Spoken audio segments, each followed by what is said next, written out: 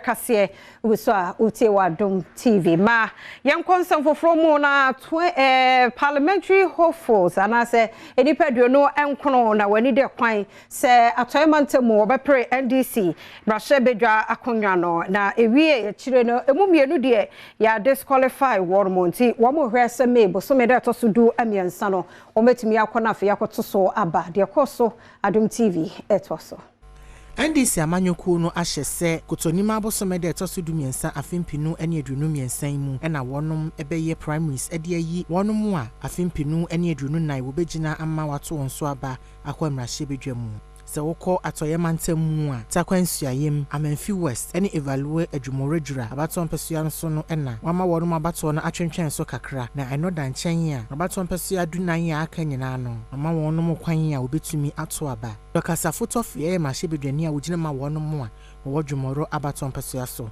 na bra woko vetin wie yi a wade tu dwase ne huni asem bia ne sent obetumi apre ese akan ne bie no ene wade tu dwase sanka NDC amanyoko na amakwan amma obia ene nansia kan ya anka bebo apa. I didn't even spend 1 minute because of course I'm a sitting MP. It's something I might be that and it wasn't really a big deal. It's okay, it's politics. I mean, my opponent now Pedon Subano, he has everything that qualifies him. And he move on to Monkade because of what I've been through. I mean, it would have been nice. The party no reward him though. I've been through so much, you know. One people will be able to contest him. Now I'm banned them, so it's not a big deal.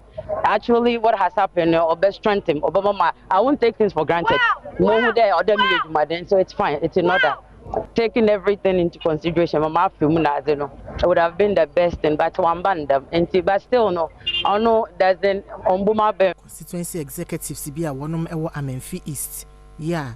Wonum dream tinani Rafael Ando edi wonum wani muno eyen sam trofo nhia mu bia wonum ekasafa Dr. Joanna Jan Kofi we yina sin chan no ehun na betin no eye successful we betin no na Madam Joanna Jan Kofi no ma o de bai to turn up the crowd out the bai turn up no ma and turn up say Amenfi Central as a constituency chairman Madam Joanna Jan Kofi the name of constituency be any member so now, but so much in the forms every year, you say, you come as a bunch of my constituency, and I didn't got a Baba contest of Amenfi Central.